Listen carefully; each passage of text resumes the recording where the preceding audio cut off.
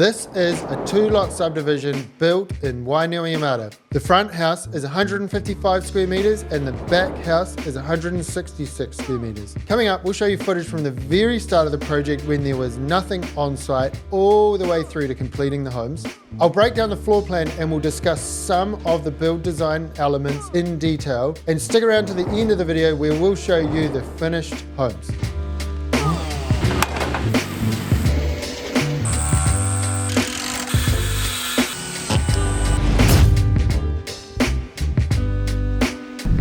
Yo, we're on a new site.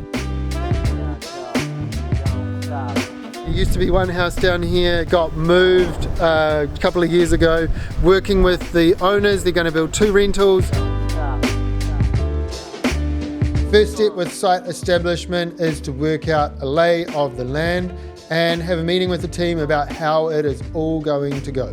If you've watched some of my other videos, you'll know that every subdivision starts with a good topographical survey, and this one's no different. So you can see here that it's got stormwater to the curb. You can see the existing house used to be a 96 square metre dwelling. There's a carport here and a shed here that will need to get removed. And the thing on this site was there's a bank with a lot of vegetation starting here. This is where the second dwelling is going to go. Very quickly it starts to ramp up.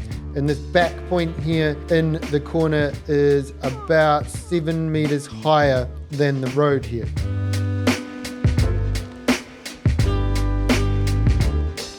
So obviously before we build the homes, we need to prepare the building sites. The first step is to get in the big digger and start moving dirt. In total, we had to pull out 900 cubes of dirt here.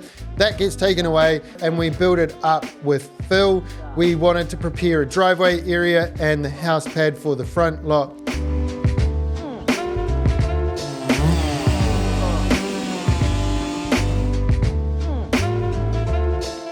This shows where the 2 lots are going. You can see here lot 1, lot 2, and also more importantly, how all of the services for those houses are going to get resolved. You've got 2 water connections, you've got 2 sewer connections. This becomes the key document in the resource consent, which lets us chop the property from 1 into 2.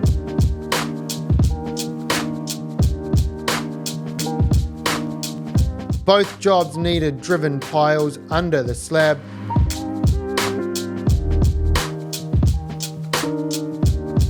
We actually worked with the engineer to change this one from drilled and filled to driven. Because it was so muddy and boggy, we were worried about all the holes we drilled getting filled with crap and collapsing. And so working with the engineer, we came up with an alternative plan. That means we can move on to the next phase of foundations reasonably quick.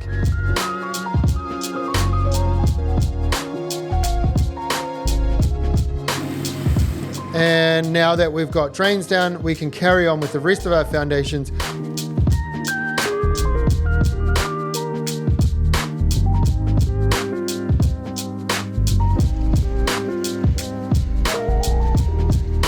We poured the front house slab while we were working on the retaining wall for the back house.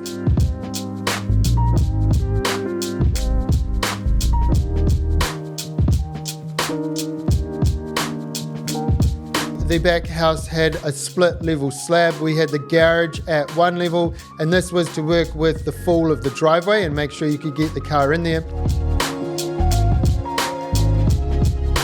Early on we worked out that we can get the front house slab down and we can progress that one much quicker than this. Reason being that this has got block walls, retaining walls, it's elevated. We need to put the footing down, we've got to put the block wall in, then we get the block wall waterproof or tanked, then we can pour the slab. So this one here is probably going to end up realistically about 6 to 8 weeks behind this one. Already on the front house we had frames up and we were working on the mid-floor.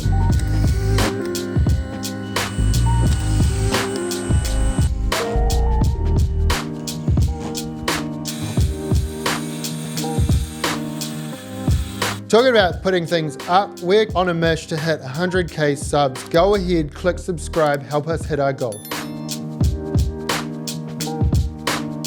Let's take a look at the floor plan of the front house. So on the ground floor, we have a single garage and a covered entryway. Coming through the front door, you got a room on the left, which could be a spare bedroom or a great office, and there's huge storage under the stairs. And you've got a downstairs loo here. Coming through to a nice, large, open plan kitchen, living, dining, everything you need downstairs. Walking up the stairs here and doglegging around, we have a landing pad upstairs, and everything you need is off here. Bedroom 2, bedroom 3, and a generous sized master walk-in wardrobe through to an ensuite, as well as the main bathroom for everyone else to use. Great little layout and feels really nice when you're walking around it.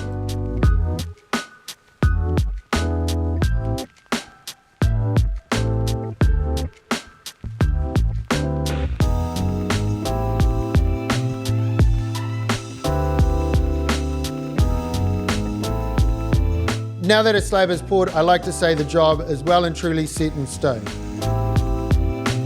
Let's take a look at the back house's floor plan. You have a single garage here on the right hand side of the property, and internal access up a few stairs into the hallway.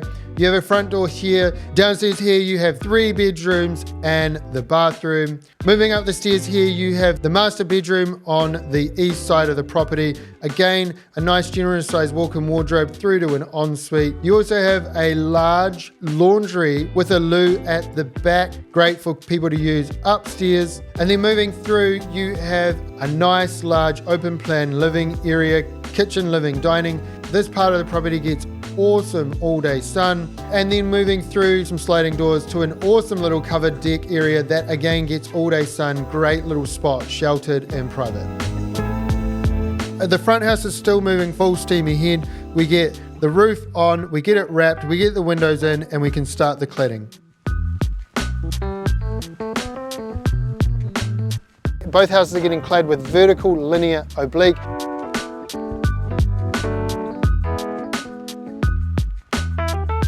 One of the things we identified early on here is that the driveway access was reasonably tight, and to get deliveries to the back house, we made the decision to prioritize this side of the house, installing it and painting it and dropping the scaffold as soon as we could.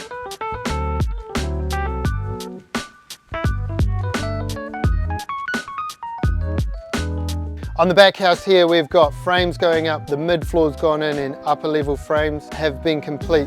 We've got truss delivery next week, and then it'll be a little bit of a jigsaw. We've got to do the garage roof to then get a scaffold up to finish the upper roof.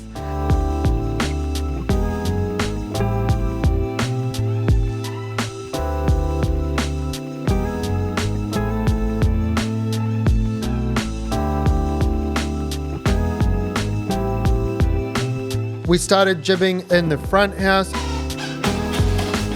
Once that had been painted and plastered, we could get the kitchen and flooring in.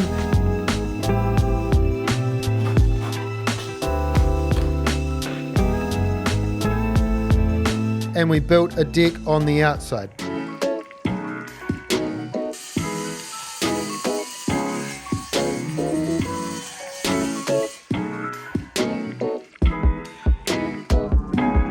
And we could now move to the back and continue to do jib, plaster, skirting, architraves, and repeat the whole process again.